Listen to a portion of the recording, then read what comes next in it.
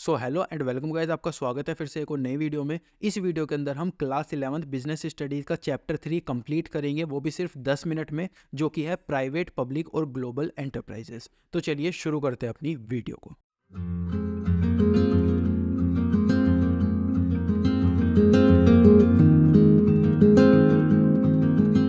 तो इस चैप्टर के अंदर सबसे पहला टॉपिक आता है private and public sector.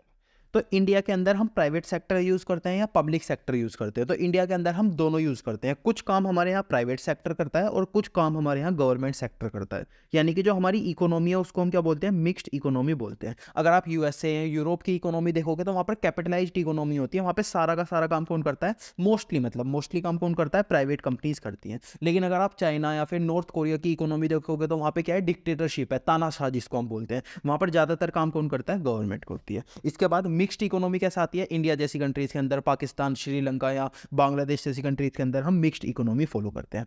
Private sector कौन होते हैं? वो लोग, वो वाले सेक्टर जो कि इंडिविजुअल्स ओन करते हैं, जैसे कि मेरे जैसे लोग, आपके जैसे लोग जिस भी सेक्टर को ओन करेंगे, कंपनीज को ओन करेंगे, वो किसके अंदर आएगी? प्राइवेट सेक्टर के अंदर आएगी। पब्लिक सेक्टर कौन से होते हैं? पब्लिक सेक्टर होती है owned and managed by government, यानी कि इनको कौन ओन और मैनेज करता है? गवर्नमेंट ओन करती है और गवर्नमेंट मैनेज करती है। Organisations part of ministry. अब देखो, प्राइवेट सेक्टर तो हमें पता है कैसे बन जाता है। अगर मैंने एक कंपनी खोल ली तो हम प्राइवेट सेक्टर बन गया। लेकिन गवर्नमेंट सेक्टर कैसे बनता है? तो गवर्नमेंट सेक्टर के लिए ministry come into existent, ministry existence में आती है और स्पेशल एक्ट बनता है। उसके बाद क्या बनता है? गवर्नमेंट सेक्टर्स बनते चले जाते हैं। अब गवर्नमेंट सेक्टर तीन टाइप के होते हैं। इससे पहले वाले चैप्टर में हमने देखा था कि प्राइवेट सेक्टर कैसे होते हैं। इस चैप्टर के अंदर हम देखेंगे गवर्नमेंट सेक्टर कैसे होते हैं। गवर्नमेंट सेक्टर तीन टाइप के होते हैं। एक तो होता है डिपार्टमेंटल कॉर्पोरेशन, एक होता है स्टेटरी कॉर्पोरेशन और लास्ट में होती है गवर्नमेंट कंपनीज। तो सबसे पहले देखते हैं डिपार्टमेंटल अंडरटेकिंग क्या होता है। डिपार्टमेंटल अंडरटेकिंग का मतलब होता है जो मिनिस्ट्री चलाती है, यानी कि उसका एक एक मिनिस्टर होता है। जैसे कि आपको पता होगा जो हमारे डिफेंस मिनिस्टर है वो किसके हैं? जो डिफेंस डिपार्टमेंट है उसके मिनिस्टर है। जैसे कि निर्मला सीतारमन है, वो किसके हैं?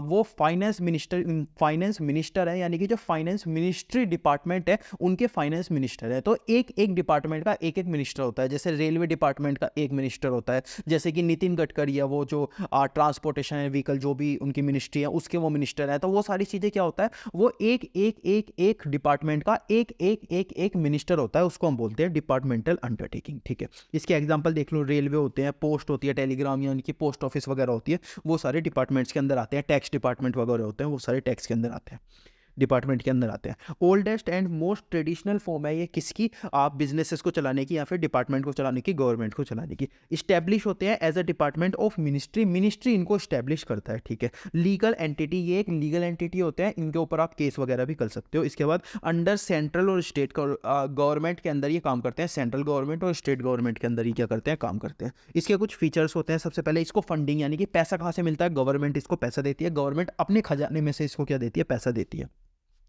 अकाउंटिंग एंड ऑडिट कंट्रोल, इसके ऊपर हमें क्या करना पड़ता है? अकाउंटिंग और ऑडिट कंट्रोल करना पड़ता है। इसके बाद एम्प्लॉय कौन होते हैं इसके? जो भी इन सेक्टर या फिर इन डिपार्टमेंट के अंदर काम करेंगे वो एम्प्लॉय कौन से होंगे? गवर्नमेंट एम्प्लॉय होंगे। मेजर सब डिवीजन, इनके मेजर सब डिवीजन भी होते हैं, यानी कि गवर्नमेंट के अलग अलग डिवीजन होते हैं। जो हमारी गवर्नमेंट होती है उसके अलग अलग पार्ट होते हैं, उसको हम क्या बोलते हैं? डिपार्टमेंट्स बोलते हैं। तो डिपार्टमेंट क्या होते हैं? गवर्नमेंट के अलग अलग पार्ट होते हैं। अकाउंटेबल टू द मिनिस्ट्री, यानी कि ये मिनिस्ट्री को अकाउंटेबल होते हैं, पार्लियामेंट को ये अकाउंटेबल होते हैं। इसके मेरिट क्या क्या? इसकी अच्छी चीज़ें होती है। Facilitate parliament effective control, parliament अच्छी तरीके से इनके ऊपर कंट्रोल रखती है। पब्लिक अकाउंटेबिलिटी, यानी कि इनको जवाब किसको देना पड़ता है? पब्लिक को देना पड़ता है। रिवेन्यू कोज डायरेक्टली ट्रेजर, जो भी ये पैसा कमाते हैं वो किस में चला जाता है? गवर्नमेंट के पास चला जाता है डायरेक्टली। इसके बाद national security most suitable, national security के लिए सबसे ज़्यादा सुटेबल होता है। कंपनी तो कभी कभी इंफॉर्मेशन लीक कर सकती है, लेकिन ये कभी नहीं करेंगे। क्यों? क्योंकि ये तो गवर्नमेंट के लिए काम करते हैं। लिमिटेशंस इसकी क्या क्या होती है? फेल टू प्रोवाइड फ्लेक्सिबिलिटी, इसके अंदर फ्लेक्सिबिलिटी क्या होती है? थोड़ी सी कम होती है। ठीक है, एम्प्लॉइज और हेड्स जो होते हैं, know taken decision without approval of ministry, जब तक मिनिस्ट्री अप्रूवल नहीं करेगी जब तक आप कोई भी डिसीजन नहीं ले सकते। अनेबल एडवांटेज बिजनेस अपॉर्चुनिटीज, कभी कभी बिजनेस की अपॉर्चुनिटीज को ये मिक्स कर देते हैं। पर ये बिजनेस करने के लिए थोड़ी ना बने हैं, ये क्या कर रहे हैं? ये तो डिपार्टमेंट है, ये तो जैसे गवर्नमेंट बोलेगी वो सारी चीजें करेंगे। Red tapism, day to day operation, ही डे टू डे ऑपरेशन में कभी कभी फंस जाते हैं।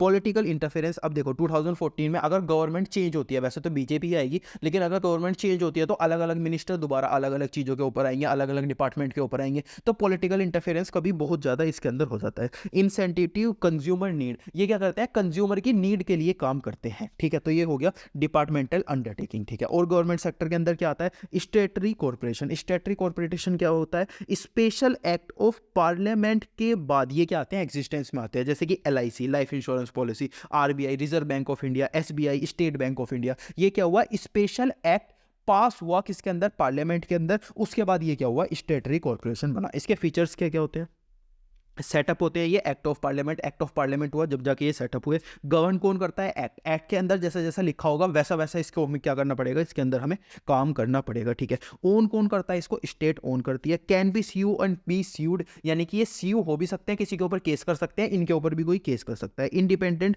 फाइनेंस, ये अपना पैसे का जुगाड़ खुद करते हैं, गवर्नमेंट से ये कुछ भी पैसा नहीं मांगते। Note accounting audit procedure, audit और अकाउंटिंग प्रोसीजर की इन्हें जरूरत नहीं होती। एम्प्लॉइज नॉन गवर्नमेंट होते हैं, इनके अंदर जो भी काम करेगा वो नॉन गवर्नमेंट एम्प्लॉय काम करेगा, ठीक है। इसके मेरिट्स क्या होते हैं, अच्छी बात है इसकी क्या होती है, सबसे पहले ऑपरेशनल फ्लेक्सिबिलिटी, इसको काफी ज्यादा फ्लेक्सिबिलिटी दी जाती है, डिपार्टमेंट को कुछ भी फ्लेक्सिबिलिटी नहीं दी जाती। Government do not interference financial matter, इसके पैसे के मामले में गवर्नमेंट कोई भी इंटरफेरेंस नहीं करती। फ्रेम ओन पॉलिसीज और प्रोसीजर, ये खुद की पॉलिसीज खुद के प्रोसीजर खुद बना सकते हैं, डिपार्टमेंट के अंदर ऐसा नहीं था, जो गवर्नमेंट बोलेगी वही उनको करना पड़ता है। वैल्यूएबल इकोनॉमिक डेवलपमेंट, इकोनॉमी को डेवलप करने में ये बहुत अच्छी अपनी वैल्यू देते हैं। ऑल एक्शंस, इसके लिमिटेशंस क्या होते हैं, all actions many rule and regulation, कभी कभी रूल और रेगुलेशन बहुत ज़्यादा हो जाते हैं इनके ऊपर। गवर्नमेंट एंड पॉलिटिकल इंटरफेरेंस इनके अंदर हो जाता है। करप्शन इनके अंदर काफ़ी ज़्यादा हो जाता है, इंडिया के अंदर तो हम देखते भी हैं। डिले इन एक्शन, एक्शन लेने में भी काफ़ी ज़्यादा देरी हो जाती है, किसके अंदर, स्टेटरी कॉर्पोरेशंस के अंदर। तो ये हो गए गवर्नमेंट डिपार्टमेंट के दो टाइप। अब लास्ट में गवर्नमेंट डिपार्टमेंट का एक और टाइप आता है, गवर्नमेंट कंपनीज। अब देखो, जो हमारी नॉर्मल कंपनी होती है ये बिल्कुल ऐसी ही होती है, लेकिन इसके अंदर जो गवर्नमेंट है वो कितना ओन करती है, एटलीस्ट 51% ऑफ शेयर कैपिटल, जितने भी कंपनी के शेयर हैं उसके अगर कोई भी गवर्नमेंट 51% ओन करती है तो वो क्या बन जाती है, गवर्नमेंट कंपनी बन जाती है। इसके फीचर्स क्या होते हैं, क्रिएट होती है कंपनीज एक्ट, जो हमारा कंपनीज एक्ट 2013 है, जिसके ऊपर पूरे इंडिया की सारी कंपनीज काम करती है, उसके ऊपर ही ये गवर्नमेंट कंपनी भी काम करती है।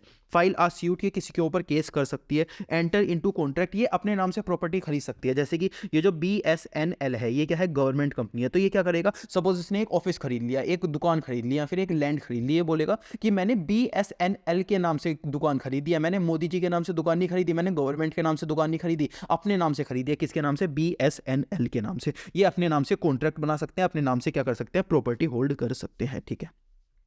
इनके जो एम्प्लॉयज होंगे अपने रूल्स और रेगुलेशंस वो सारे बना सकते हैं, ठीक है। एग्जाम्प्ट होंगे, अकाउंटिंग और ऑडिट प्रोसीजर इन्हें कुछ भी नहीं करना पड़ता, और इनके जो फंड है वो गवर्नमेंट को देने पड़ते हैं। अब बताओ, गवर्नमेंट 51% क्या करेगी, शेयर होल्डिंग होल्ड करेगी, तो गवर्नमेंट को पैसा तो देना ही पड़ेगा ना कंपनीज को, तो वो पैसा देना पड़ता है। इसके मेरिट क्या होते हैं, स्पेशल एक्ट नॉट रिक्वायर्ड, एक एक्ट बनाने की जरूरत नहीं है, जबकि स्टेटरी कॉर्पोरेशन में आपको क्या बनाना पड़ता था, पार्लियामेंट के अंदर एक एक्ट बनाना पड़ता था, इसके अंदर आपको एक्ट बनाने की जरूरत नहीं है, ठीक है। सेपरेट लीगल एंटिटी है, सेपरेट लीगल एंटिटी होता है यानी कि ये केस कर सकता है, इसके ऊपर भी कोई केस कर सकता है, ठीक है। ऑटोनोमी, यानी कि ये अपने आप से चलते रहते हैं, ऐसा नहीं है एक इंसान मर जाएगा या वो रिजाइन कर देगा तो ये बंद हो जाएंगे, अपने आप से कंपनीज चलती रहेगी, ठीक है।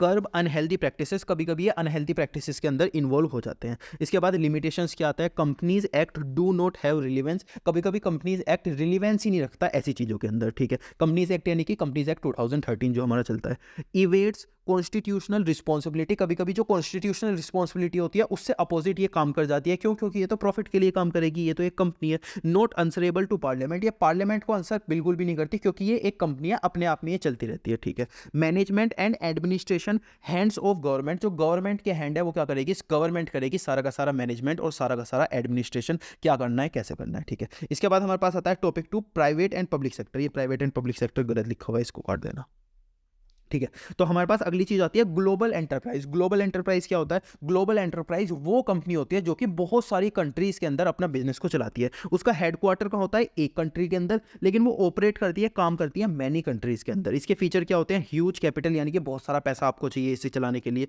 इसके बाद फॉरेन कोलैबोरेशन यानी कि जैसे कि एक कंपनी थी जापान की सुजुकी, वो इंडिया के अंदर आई, उसने मारुति के साथ कोलैबोरेशन किया, एक साथ मिल गई, कंपनी क्या बन गई, मारुति सुजुकी। तो इस तरीके से बनी Maruti Suzuki. Foreign company companies के साथ आपको कोलेब्रेशन करना पड़ता है। एडवांस टेक्नोलॉजी, आपकी जो टेक्नोलॉजी है वो एडवांस हो जाती है। प्रोडक्ट इनोवेशन, प्रोडक्ट अच्छी तरीके से बन जाता है, इनोवेट हो जाता है।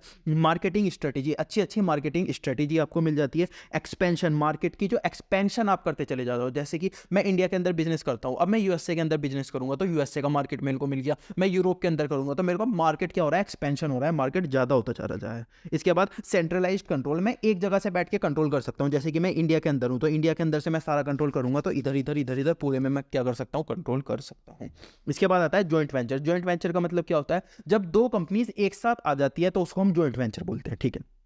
इसके अंदर result agreement between two business, दो बिजनेस क्या करते हैं, एग्रीमेंट करते हैं कि एक साथ आके काम करेंगे और प्रॉफिट को आपस में बांट लेंगे, ठीक है। ये करते क्यों है, बिजनेस एक्सपेंशन, जिससे कि बिजनेस बड़ा हो जाए। डेवलपमेंट ऑफ न्यू प्रोडक्ट, नया प्रोडक्ट बनाने के लिए। मूविंग इनटू न्यू मार्केट, यानी कि नए मार्केट के अंदर जाने के लिए। अभी जो एक कंपनी है ना जैगवार, जो आपकी रेंज रोवर की कंपनी है, तो उसे टाटा ने एक्वायर किया हुआ है और टाटा मोटर्स को ऑलरेडी टाटा की है, तो उन दोनों ने एक जॉइंट वेंचर बनाया है जिससे कि वो इलेक्ट्रिक कार बना सके। आप यूट्यूब के ऊपर सर्च कर सकते हो, आपको काफी इंटरेस्टिंग न्यूज उसके बारे में मिलेगी।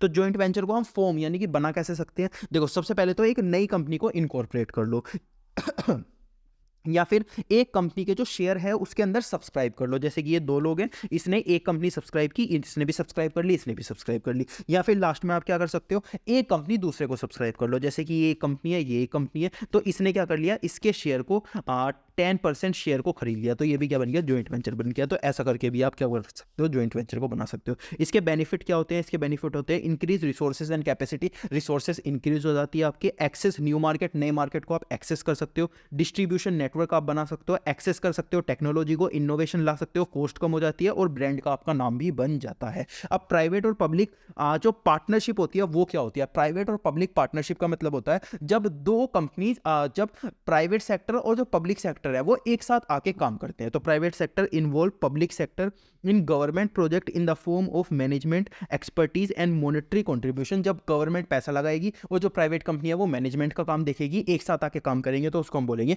Public private partnership. इसके कुछ फीचर्स होते हैं, हाई प्रायोरिटीज गवर्नमेंट प्रोजेक्ट, जो गवर्नमेंट प्रोजेक्ट है उनको हाई प्रायोरिटीज मिल जाती है। कंबाइन हो जाती है स्किल, एक्सपीरियंस और जो एक्सपीरियंस होता है, जो एक्सपर्टीज होती है वो क्या हो जाती है, कंबाइन हो जाती है। डिवाइड रिस्क, रिस्क क्या हो जाता है, डिवाइड हो जाता है। कम गवर्नमेंट अकाउंटेबल होती है। क्वालिटी ऑफ कोस्ट, और देखो सपोज एक रोड बनाने का कॉन्ट्रैक्ट दिया गया, गवर्नमेंट की कंपनी आई और एक प्राइवेट कंपनी आई, ठीक है।